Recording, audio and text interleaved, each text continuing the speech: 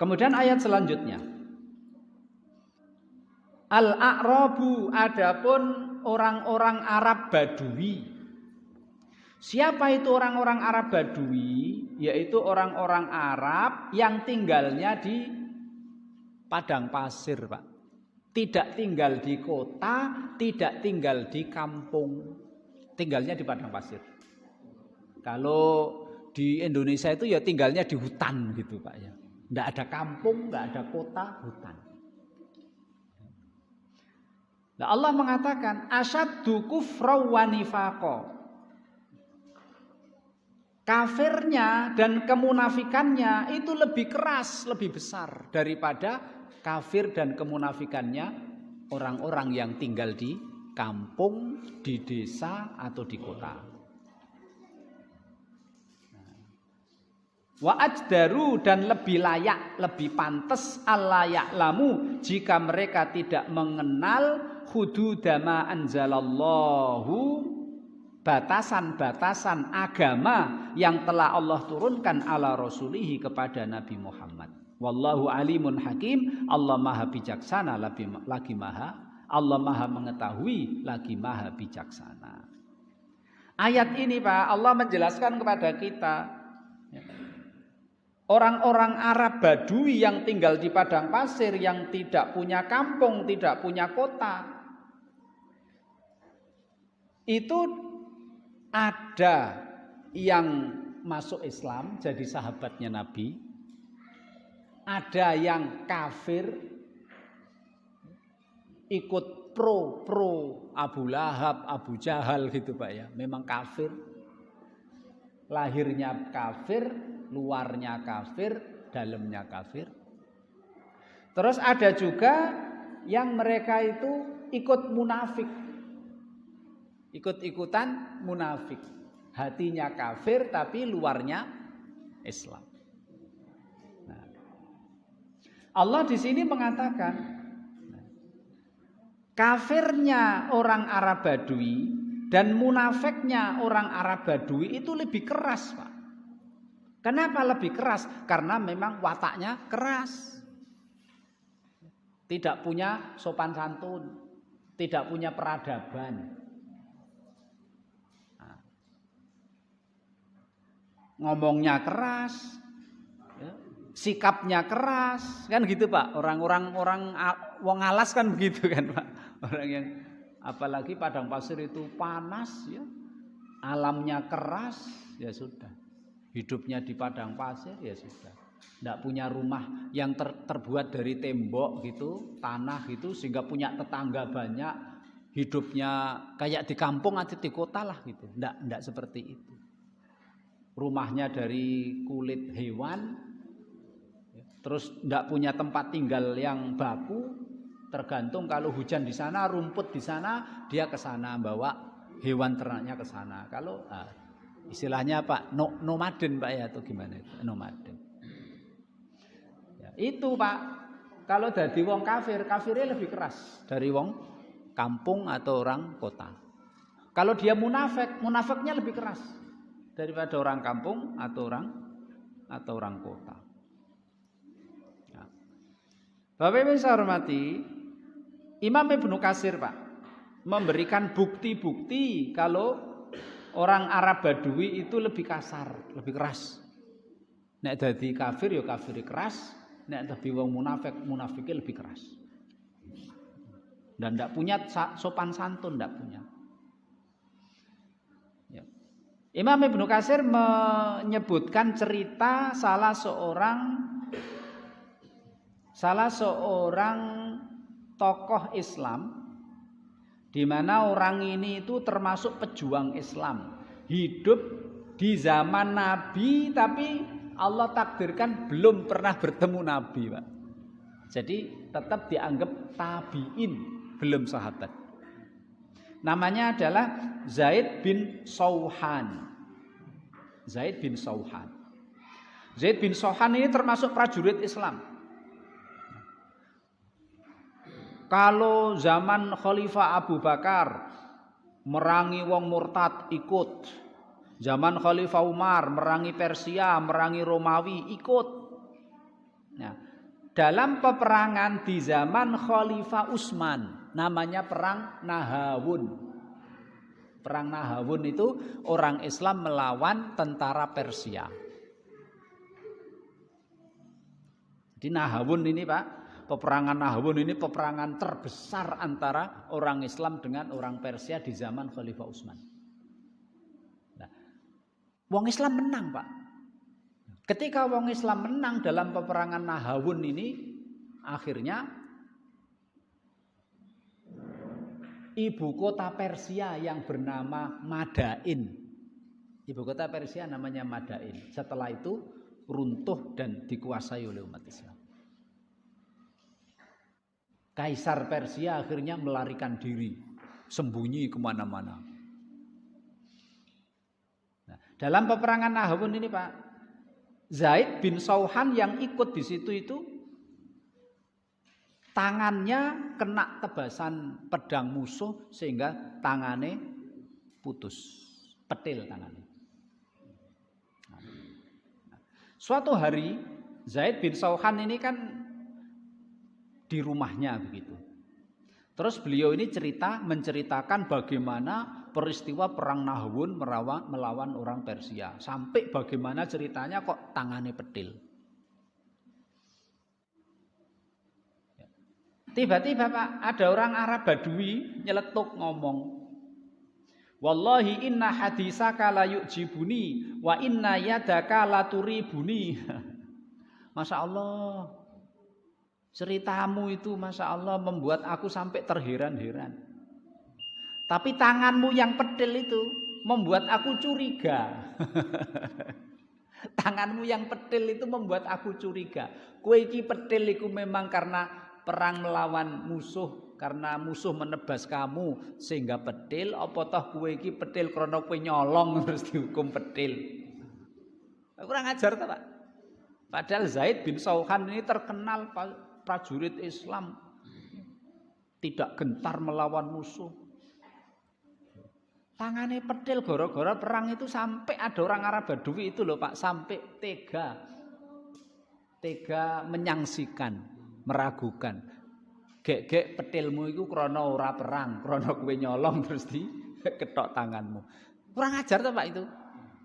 Tidak menghargai betul. Itu sifatnya Pak wong Arab Badui itu nek munafik ya memang kasar. Lebih kasar daripada munafik kota atau desa. Nek dadi wong kafir lebih keras daripada wong kafir kota atau wong kafir desa.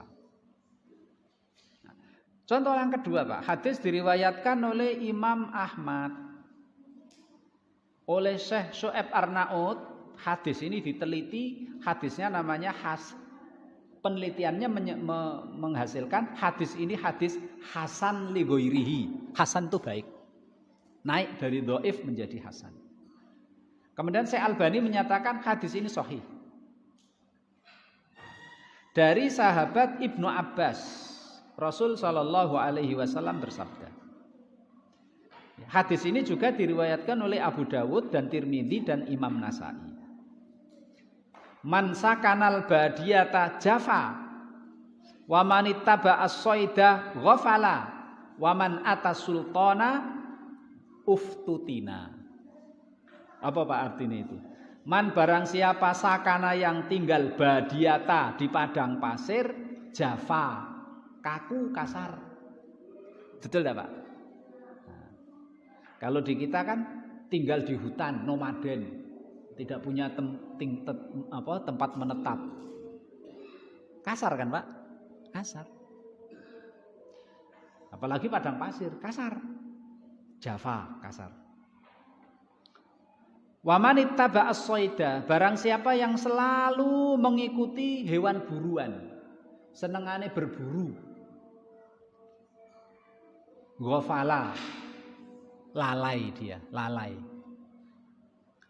Nek wis keenaan berburu, Pak. Berburu itu kan entuk ning tanpa modal, ya Pak. Beda dengan jual beli. Jual beli kan saya harus punya modal untuk ditukar sehingga dapat untung. Ini enggak. Barang siapa yang senengane berburu, ghafala, dia akan gampang lalai dan terlena dari kewajiban. Soalnya keenaan Pak, wong berburu itu kan iya ngoyak terus entuk tanpa modal kan enak Pak. Dia gampang terlena. Nah, nyun sewu ini mungkin cocok Pak untuk zaman sekarang itu. Dia jadi nelayan Pak ya. Nelayan di laut sebulan baru keluar, sebulan baru menepi. Piye Pak itu? Lale enggak itu Pak? Lale. Lale ya. Kalau dia punya istri dia langsung pulang nemui istrinya. Kalau enggak punya istri atau jauh istrinya gimana itu? Lalai Pak itu. Nyun sewu Pak, mungkin ini cocok juga Pak. Nyun sewu ini kalau ada yang senengane mancing juga itu. Lale Pak ya. Orang mancing di kolam. Nyun sewu Pak ya, kolam. Ono adzan niki ya ora kaya ora krungu adzan padahal Allah manggil hayya 'alas shalah hayya 'alal falah. Kaya ora ngerti Pak gitu. Lale. Ini bukan berarti enggak boleh Pak ya. Boleh ning kalau sampai kebangetan melampaui batas tidak ingat waktu kan ya enggak boleh. Waman atas sultan, barang siapa yang suka mendatangi penguasa, uftutin, dia akan terfitnah. Mendatangi ke penguasa bukan untuk memperingatkan Pak. Kalau mendatangi penguasa untuk memperingatkan itu jihad yang paling utama itu. Tapi mendatangi penguasa, senengane mendatangi penguasa jaluk Pak, minta. Ya. Nah itu uftutin, dia akan terfitnah. Fitnahnya apa? Mungkin saja nyun sewu, mungkin saja ya dia jadi apa? Jadi bemper Pak ya, bemper. Penguasa membuat kebijakan yang menyengsarakan, penguasa membuat kebijakan yang maksiat, yang enggak benar, dia jadi bemper. Jadi istilahnya pembenaran. Akhirnya dia membenar-benarkan gitu, golek dalil nggo benerno. Karena dia kokean datang dalam rangka jaluk Pak, minta. Wis wareg gitu loh Pak, kenyang. Nah, kenyang dengan pemberian. Kalau ulama enggak begitu. Ulama itu dekat dengan penguasa itu dalam rangka untuk mengingatkan. Fadzakir fa inna dzikra tanfaul mukminin. Fadzakir inna fa'atid dzikra. Oh, gitu. Jadi ulama itu ya mengingatkan. Makanya ulama-ulama zaman dulu nyun sewu Pak, kadang-kadang dikasih bantuan dari khalifah itu emoh Pak. Khawatir kayak gitu. Padahal bantuannya enggak sembarangan. Khalifah loh Pak itu. Khalifah. Kadang-kadang enggak mau. Seandainya mau pun tidak untuk dirinya, untuk murid-muridnya. Nggo mangan murid-muridnya dia enggak mau ngambil. Ya halal Pak, ya halal. Cuma dia hati-hati jangan sampai dia terfitnah tadi itu. Jadi bemper, jadi pembenaran dan lain sebagainya. Kemudian contoh yang lain Pak.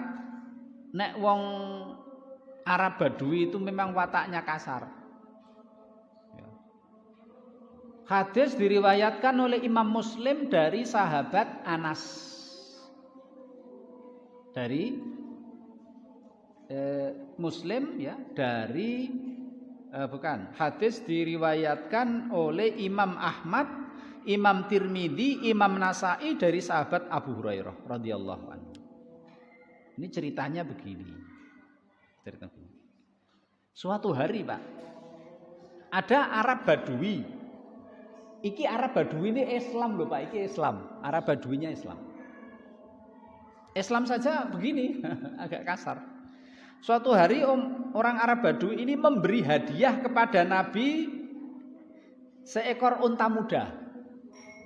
Nabi tak kasih hadiah seekor unta muda. Nabi terima Pak. Nabi terima. Nah, karena Nabi itu ngerti wataknya orang Arab Badui itu Pak.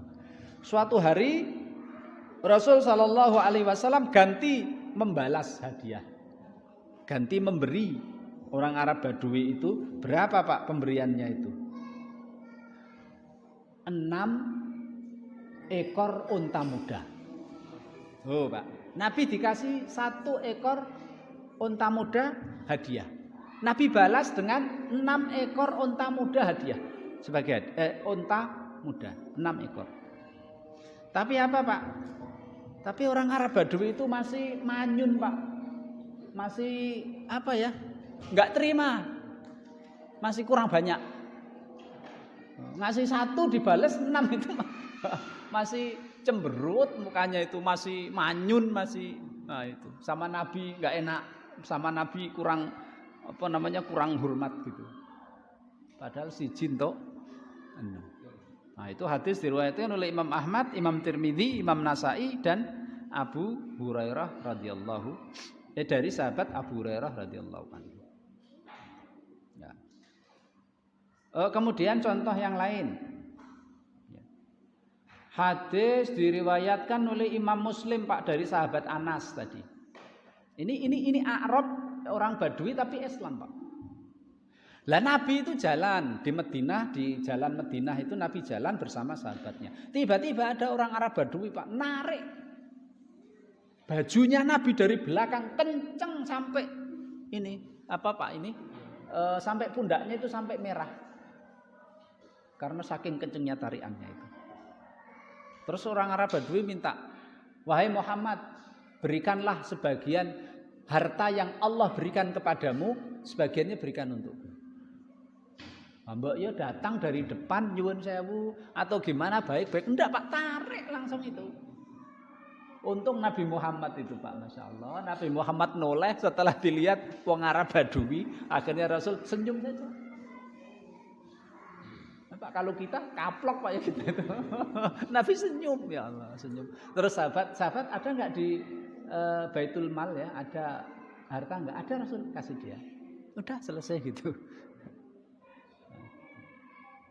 Kemudian Bapak yang saya hormati, Imam Ahmad meriwayatkan hadis dari sahabat Aisyah. Sama orang Arab juga. Suatu hari Nabi Muhammad itu Pak ketemu orang Arab bawa unta tapi masih kecil. Rasul bersabda, wahai orang Arab Badui, ini untuk apa? Saya jual Rasul. Saya beli ya. Berapa Rasul? 1 wasak. 1 wasak itu sekitar 1 kintal lebih. Kurma ajwa Pak. Ajwa loh. Itu memang Rasul pengen beli dengan harga yang memang tinggi Pak, yang untuk bantu dia. Unta kecil dibeli Nabi 1 wasak. 1 wasak itu sekitar 1 kintal setengah. Kurma ajwa, bukan kurma biasa. Terus Rasul bersabda, ini kan jauh dari rumah saya. Ayo ke rumah saya, gitu kan. Ketika Rasul sama orang Arab Badui itu sama unta kecilnya itu sampai ke rumah Nabi lihat di rumah ternyata nggak ada kurma Pak. Akhirnya, waduh, Rasul langsung matur apa adanya kepada Arab Badui. Maaf ini saya nggak ada kurma di rumah. Apa Pak orang Arab Badui itu Pak? Wah godro. Ngapusi kowe iki. Nabi Muhammad dibilang ngapusi. Ngapusi kowe iki. Pengkhianat. Penipu. Nabi dibilang pengkhianat, Nabi dibilang penipu. Akhirnya orang-orang sahabat Nabi pada datang, kemudian orang itu ditangkap gitu. Langsung dikasih pelajaran. Kamu berani menganggap Nabi Muhammad penipu, pengkhianat, pembohong? Akhirnya Rasul lepas dia. Lepas dia. Tidak apa-apa dia berhak ngomong seperti itu. Karena nyatanya juga saya udah janjikan mau beli, ternyata di rumah nggak ada. Dan Nabi memang tadi dari awal Nabi bilang nanti tak beli ya. Tapi saya nggak tahu di rumah ada kurma atau tidak. Ayo kita lihat gitu. Jadi mestinya orang Arab Badui ketika Nabi nggak ada kurma, mestinya dia nggak marah-marah begitu, nggak ngata-ngatain Nabi. Nabi sudah bilang dari tadi. Akhirnya Nabi berkata kepada sahabatnya, wahai sahabatku, coba kamu datang ke Khawlah binti Hakim binti Umayyah. Khawlah ini istrinya sahabat Utsman bin Mad'un, Pak. Bukan Utsman bin Affan, tapi Utsman bin Mad'un. Khawlah ini termasuk salah satu dari bibinya Nabi Muhammad. Coba kalau ada dia punya kurma ajwa, saya mau pinjem. Akhirnya betul, Pak. Sahabat datang ke rumah Khawlah binti Hakim, memang di sana ada, akhirnya Rasul pinjem, akhirnya untuk beli unta kecil tersebut. Yang terakhir, Bapak saya hormati, hadis diriwayatkan oleh Imam Muslim dari sahabat, dari ibu kita Aisyah.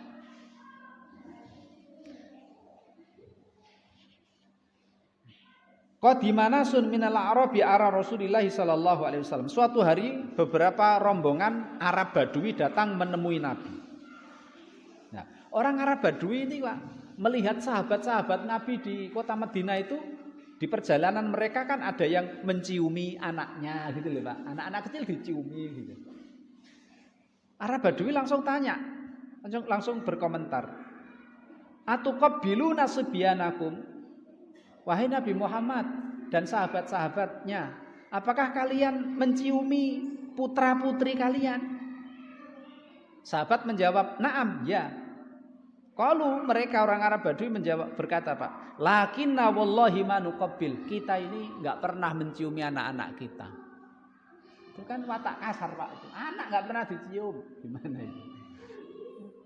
Faqala Rasulullah sallallahu alaihi wasallam, "Wa amlaku in kana Allahu naza'a minkumur rahmah." Wa qala ibnu Numair min qalbikar rahmah.